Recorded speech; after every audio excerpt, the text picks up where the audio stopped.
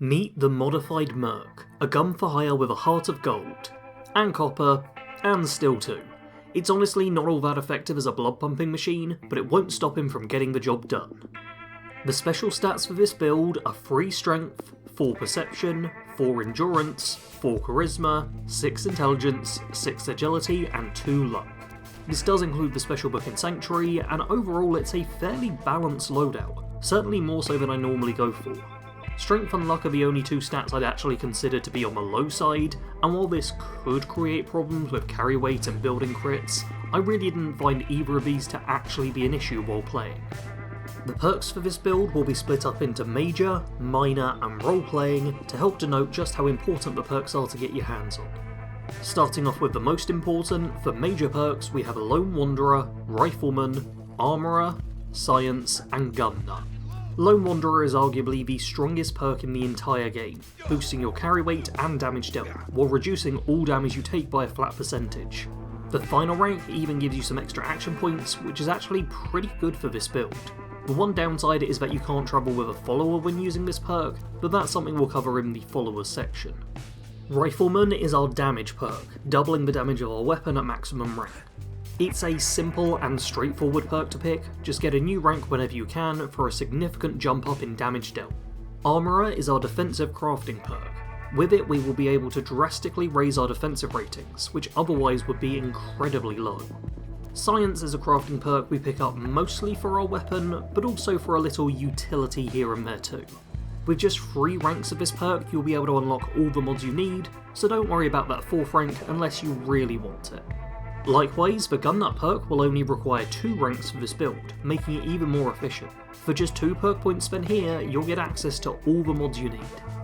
Onto the minor perks now, which are Attack Dog, Life Giver, Action Boy, Moving Target, Scrapper, and Awareness.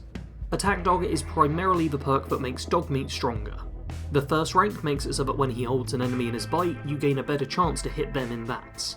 The 2nd and 3rd ranks give Dogmeat a chance to cripple limbs and cause bleed damage, while the final rank will reduce all damage you take by 10% when travelling with your faithful canine, bringing the overall damage reduction percentage to 40%, without factoring in any armour. Life Giver is up next, increasing your overall hit point pool and also providing you with some health regen.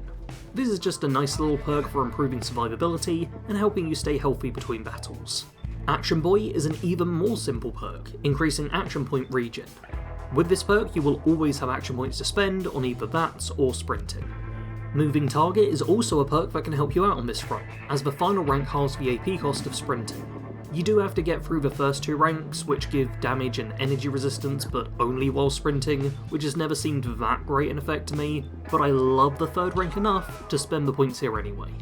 Scrapper is a pretty popular perk among Fallout 4 fans, giving you more junk when scrapping items down. This isn't too essential for this build, as there's only really a few items we need to modify, but this is still nice for ensuring you have all the junk you need, and would allow you to more easily build up settlements too. Final of the minor perks is Awareness, which improves the VAT system. The 1st rank will provide you with extra info when targeting enemies in VATs, letting you see just how tough they are. And the 2nd rank will give you a bonus 5% chance to hit and 5% damage to all attacks made with VATs. The role-playing perks for this build are Hacker, Fortune Finder, and Scrounger. Hacker will allow you to hack into all manner of terminals around the Commonwealth. While you won't ever need to do this, you can unlock some extra loot this way, alternate routes through locations, or even quest shortcuts to make things a little easier.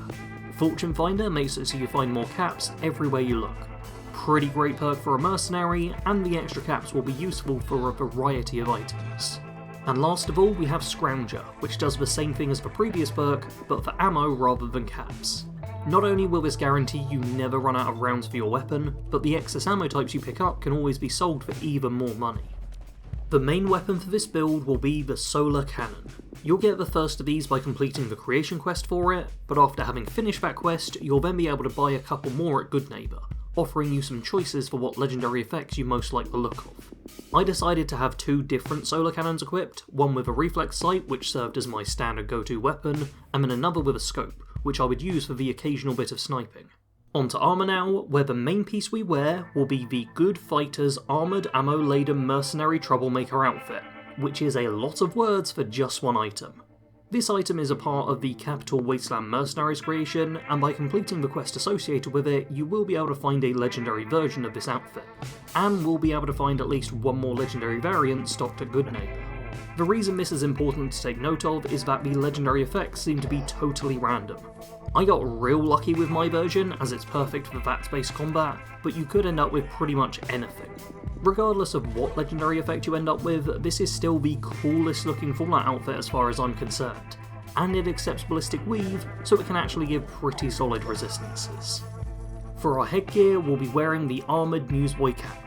This is a base game item, as sadly I haven't found any Anniversary Edition hats that accept ballistic weave, and this remains the only of these hats which actually looks any good. Along with this, I also have the Mercenary Adventurer goggles equipped, just for an extra point of perception, and I also had a backpack that was modded to make that a little better thanks to an increase to action points and agility. While there isn't one specific faction that this character is dedicated to, you will have to join up with the Railroad in order to get your hands on ballistic weave. This isn't too bad though, as this is actually a character who will want to work for most of the factions in the game. You're playing as a mercenary, so doing jobs for anyone who pays makes sense. You're less concerned with being loyal to a certain group, and more with just getting the job done. That being said, I did still design this character to be fairly morally good. While they're no saint, they will still avoid factions that seem to be flat out evil. For this reason, you won't want to side with the Nuka World Raiders, and should probably avoid helping the Institute.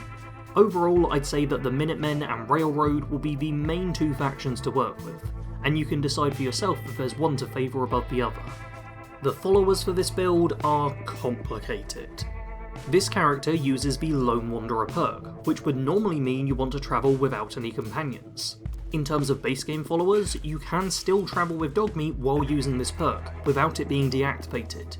You can then turn Dogmeat into Cogmeat by giving him a modified Transdogrifier Mark II and choosing the Cyberdog option. But why only travel with one Cyberdog when you could travel with two?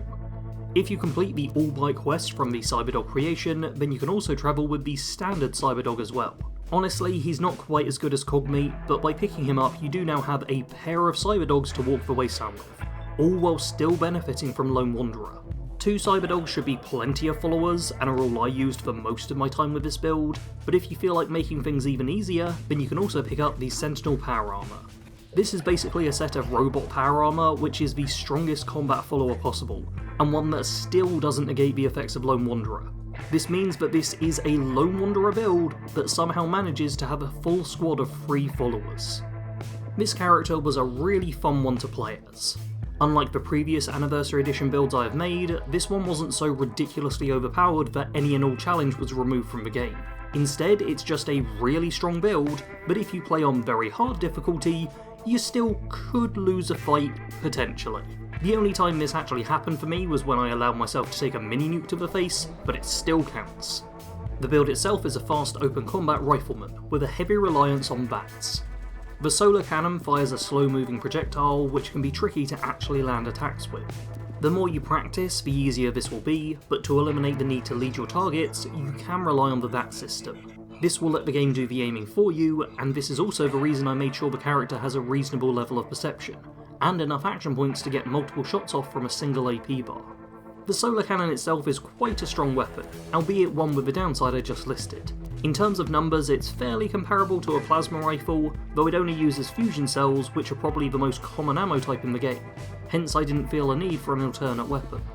If you find yourself needing an extra edge in combat, then don't forget about consumables. There are many powerful chems in the game, as well as plenty of food items that can give you long-lasting buffs.